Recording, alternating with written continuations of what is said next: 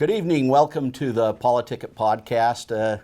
Again, it's nice to have you with us this evening. Our guest this evening is Ryan Wilcox, candidate for the House District 7. Thanks for joining us tonight, Ryan. I really appreciate you taking the time out of your schedule and coming and visiting. Of course. Good to be here. So, Ryan, I noticed some of the things you talk about a lot on your website. One of them is this idea of listening to your constituents. Yeah. Why don't you tell us a little bit about why you decided on that theme and What that means. yeah, what that means Yeah. really. So this was an idea that I felt strongly about when I first ran 12 years ago. And that is this concept of leadership that listens. And to me, that means that you're open to hear anything that you need to hear from your constituents. I think there's a lot of politicians or folks that are in these leadership positions that are there and sort of go through the motions. But one of the things I heard over and over again as I would walk around the district and knock doors and whatnot is that so many of my constituents didn't feel listened to at the time. And that was really important to me. And so we built the campaign on that idea. And as a result, I've been invited to all sorts of things that, if you know my political feelings, like you'd think, oh, that doesn't really match up. Yeah. But I'm surprised to see Ryan there. But that's been a very important thing for me because it's genuinely led to some of the most important legislation that I ran and that became law. So why don't you tell us about some of those? Give us Sure. an example of. Yeah, well, I guess right out of the gate. In fact, within weeks of the election back in 2008, I had not been sworn in. I wasn't a legislator yet, but I got an email and then a phone call from one of my neighbors who, it was a horrible story. I didn't know he was one of my neighbors. I would have never known, but he only lived a couple blocks away. And this gentleman, I went and sat down in his living room, and in this case, he had been defrauded out of his home. It was one of those, like a lot of the laws that we have, they come about because of a bad actor, or because someone has taken advantage of someone else. And in his case, there wasn't a way to get his home back. The law hadn't caught up to that type of mortgage fraud. And in this case, and he understood that. As we worked through, we first dug into the history of what had happened. I went and talked to the attorneys down at the Capitol and talked to as many experts as I could find. And what we discovered is that, yes, this needed to be addressed, but it was really too late for this guy. We can't go back in time. And he knew that, but at the end of the day, that was the first piece of legislation that I passed that became law, right? It came from that concept of being committed to hearing from my constituents, and it was a lot of fun, right? Those are very satisfying. Well, examples like that I think are really important because I think in our day and age, we have this disconnect between lawmakers and those they serve. Yeah. And I think the public really is, kind of to the point where they're sick of politicians, right? Yeah. Because they feel like they go off and they kind of do their own thing and they don't listen to the needs of the constituents. Yeah. Give us another example of where that was useful for you. Well, I'll go back to that first race. Like Okay. my opponent was a good friend of mine. Or you call him my opponent, whatever. We lived in the same neighborhood. He was a Democrat. I was a Republican. He's a professor up at Weber State. Just wonderful guy.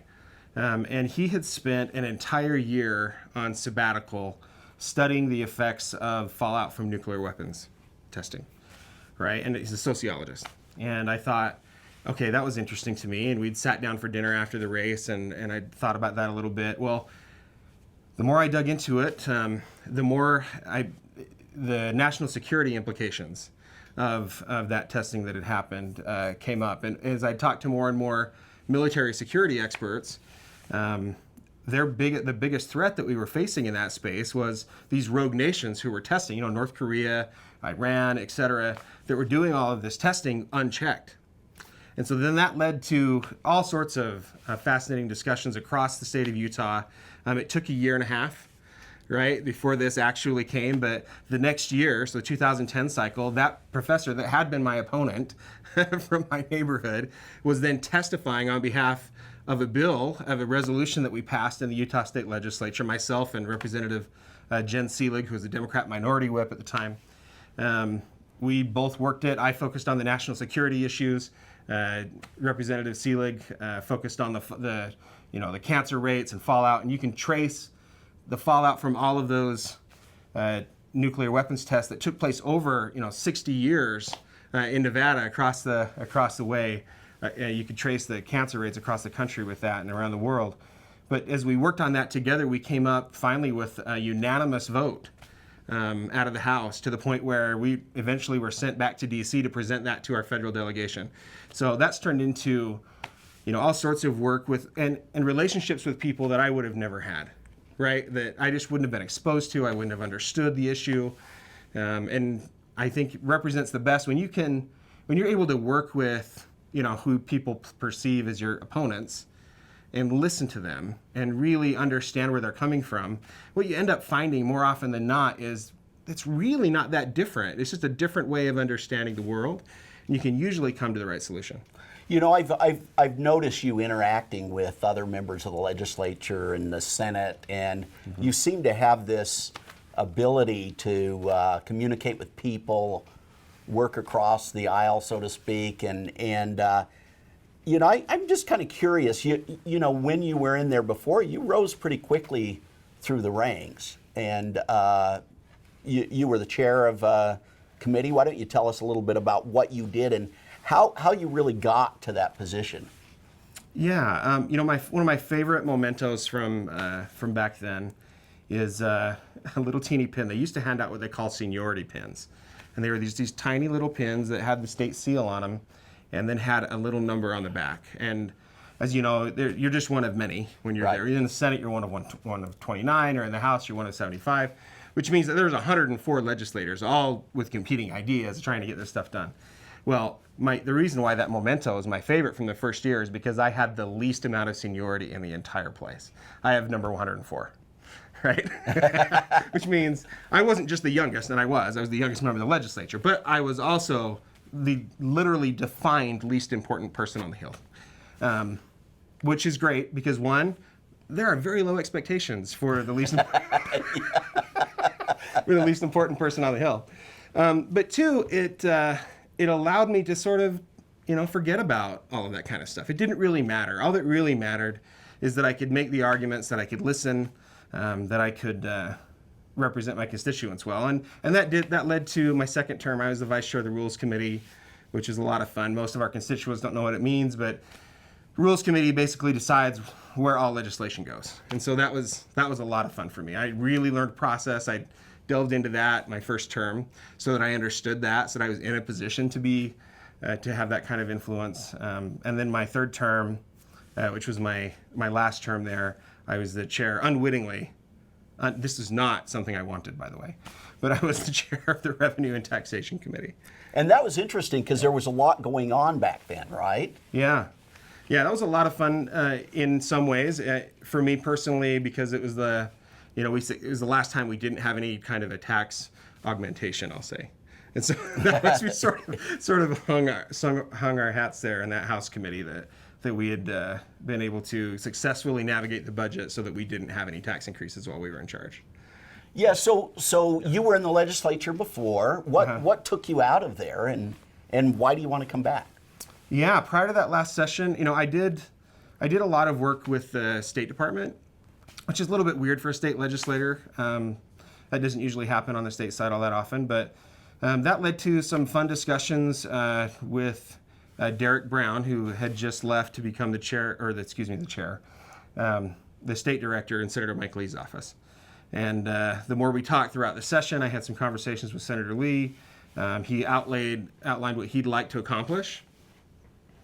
And I agreed that I would, after the session was over, so after that term's work was done, that I would resign that position and to go work with Senator Lee in Washington.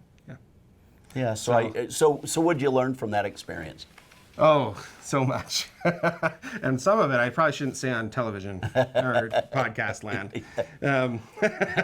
Some of the things that you see in the basement of the Capitol should just stay in the basement of the Capitol. But no, in all seriousness, it was it was fascinating, right? Because at the state legislature, honestly, a lot of those conversations, including some of the most pivotal pieces of legislation that I was able to work on and pass at the state, you come up with that idea maybe in January, or the issue doesn't even get brought to you till the middle of the session, right? And you work on it and you lobby and you put all the blood, sweat, and tears in it, finally passes. But by March, the governor, looks at it. By May, he signs it. And by June, it's law. And by July if it's a bad idea or not. And if it's a bad idea, you can go back and work on it and fix it again, right? And tweak it a little bit. And that happens every year. On the federal side, the issues are so systemic. Like this whole federalism experiment that we've engaged in has taken some sidetracks that have seriously hampered our ability not just to have representation, but to be represented in government. We've handed over so much authority to the executive branch that no one is accountable for decisions that are made by the alphabet, what we call lovingly, the alphabet agencies, right? And that's one of the critical issues that we worked on that was extremely difficult, is how to even create accountability. And of course, to do that, you have to claw back with those First and Second Amendment powers, right?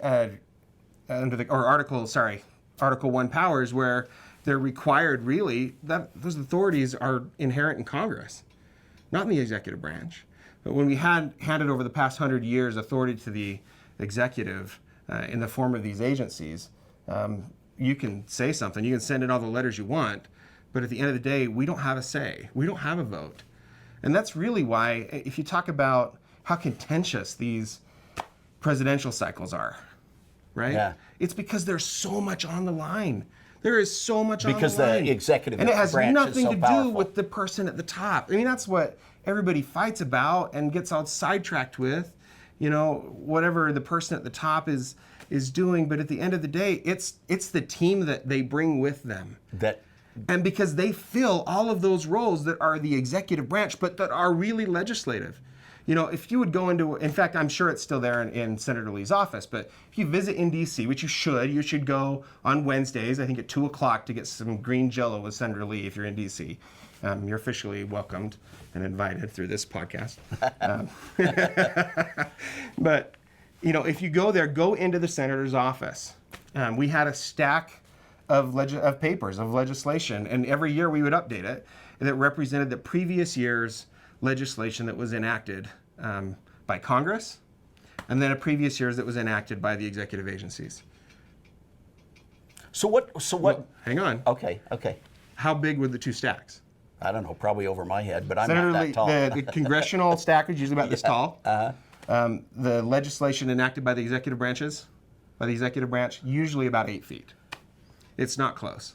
We're governed largely by the executive branch. So it's mainly executive orders? Not beyond executive orders. It's decisions within agencies, with the BLM and the EPA, and go down the list. They go through their process, and then they create the rules that we all live under, and it has the force of law. Interesting. But it's never voted upon by Congress. So back in the day, and this is how it happens, John.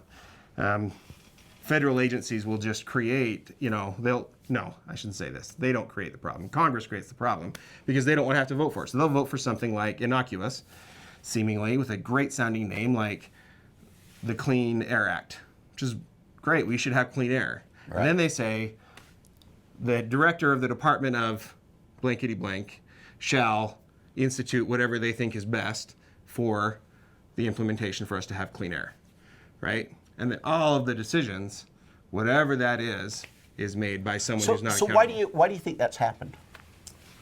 Primarily because we have this incentive to stay in office, right? These guys don't want to go home. And so they don't want to. They don't want to propose things. They want to be able to vote. Honestly, I'm very vulnerable here, but just telling you what I think. Right? Honestly, they want to stay in office, and the easiest way to stay in office is to vote for babies and apple pie and Coca-Cola. Right.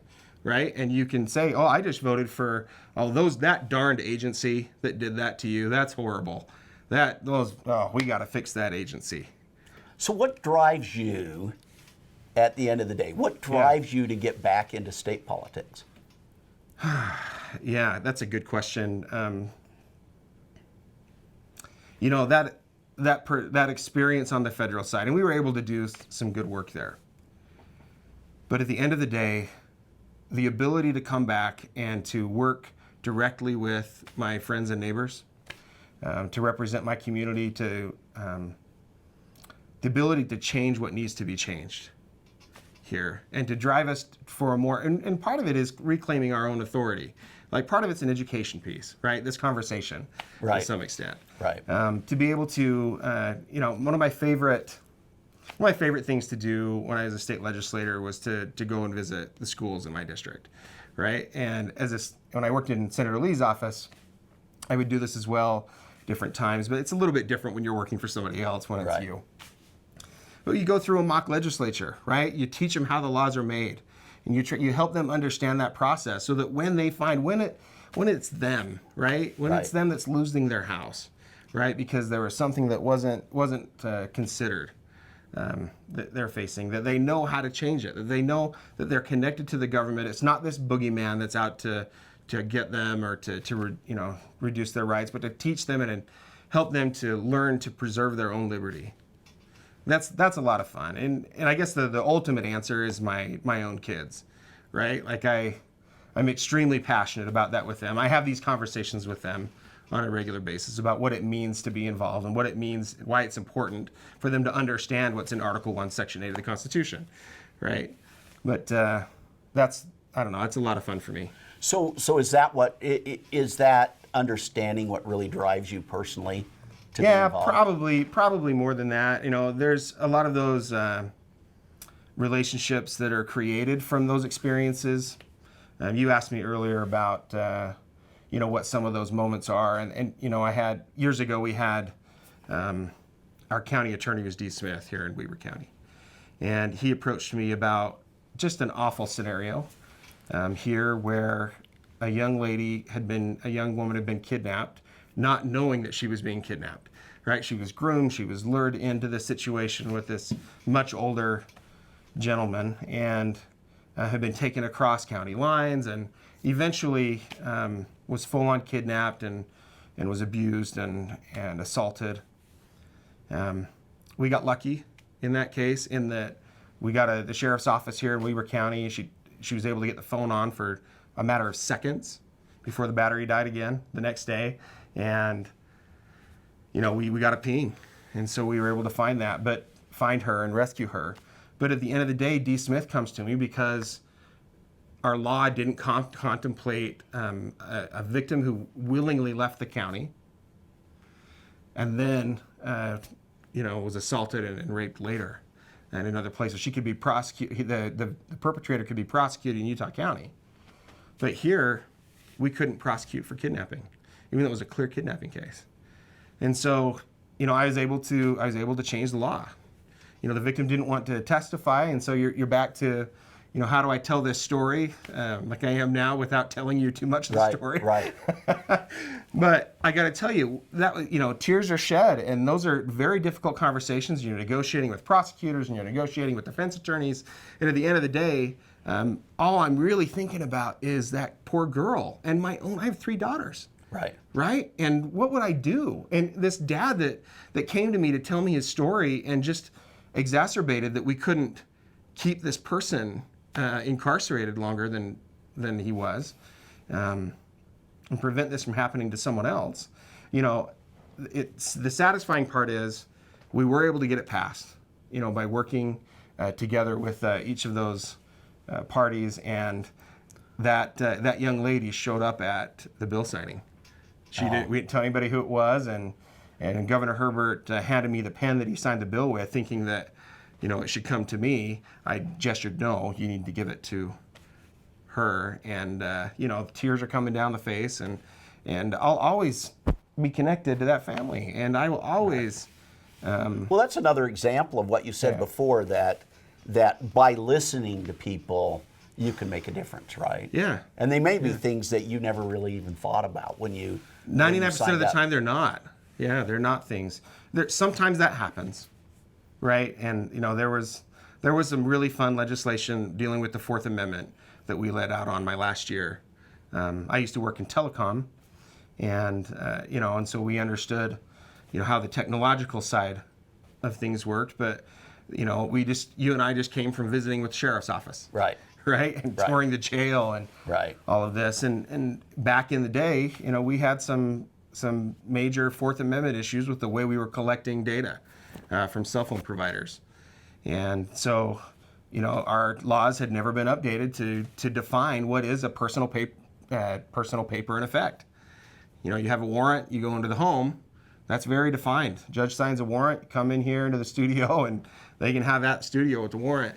But the reality is, I threw my cell phone on the ground here, but that's our personal papers and effects today. And so that legislation that I passed clarified that.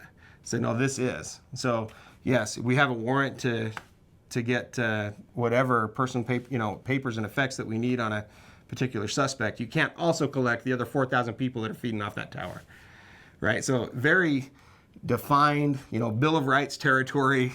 That was a lot of fun. So it does come from other people, but that goes back to why we hire who we hire as our representatives as well, right? We all have different expertise. It's the beauty of a citizen legislature.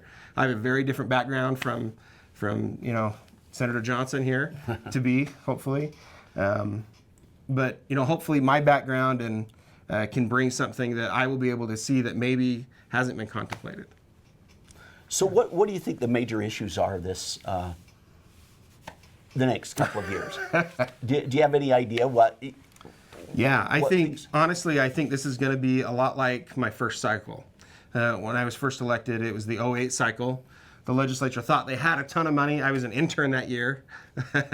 So I know exactly what they were saying. They were all excited about all the money they had to spend. And we heard those same things a year ago. Right. Right? Like, we're going to have this Thank big goodness surplus. they set aside a lot of that, right? Thank goodness, right? And the legislature back then set some aside as well. But, by September, they realized we're in trouble, right? September '08, they called a special session and revised the budget down. And by the time I was sworn in January, we were told right out of the gate, like, we're going to have to cut everything 18%, which is painful. But I honestly think that, was a good thing for us for the most part, setting us up for the economic stability that we've had, right? Those cuts that we were sort of forced into to reevaluate, all right, where are we spending everything? Because we don't have the money. And unlike the federal government, we don't print it. We have a constitutional obligation to balance our budget at the end of every session. So you ask what I see coming, I think we're going to see a lot more of that. Now, the legislature has done something brilliant, and I can't take any credit for it since I've been gone. And that was pass the constitutional amendment to allow them to call themselves into special session without waiting for the governor. So you've noticed how many sessions have we had, right? 4, 5, right? Since the session ended. And that's because they didn't have to wait for the governor to say, okay, you can call a special session in September. They knew once the coronavirus thing hit, they recognized it. They've been revising along the way. It'll be much less drastic. But that same fine-tooth comb, that same level of detail is going to be necessary if we're going to get out of this. Because again, we do not go into debt. Right. We don't do it. We Right. balance the budget, which means just like a business, the studio that we're in, if we don't have it, we don't buy the $5,000 camera for the podcast. Right. It doesn't work. So I think that's going to dominate for the next little bit. There'll be a number of, I'm sure, speaking of the sheriff's office again, I'm sure there'll be a number of police reform discussions that we're talking about, what that looks like. There's some real needs in public land management, how we interact with the federal government, where the state has sort of rolled over and not played their role like we should with our federal partners. And so I have a little bit of insight into some of those areas now, so I'm excited to sit down and Well, it's kind of nice that you had that experience, right? Yeah. At the federal level, and now you're able to bring back some of that to the state. Yep. I'm excited about it. Very good. Hopefully. Yeah. Well, it's been a pleasure actually having a discussion with you. It's always nice to talk to Ryan. He's got a lot of experience in the legislature. You've got a lot of experience from just interacting in politics. I see you as a person that knows how to interact with others, get them to move off the point. And I think that's important as a legislator. So I really appreciate you spending the night with us, and we appreciate you for watching. Thank you very much.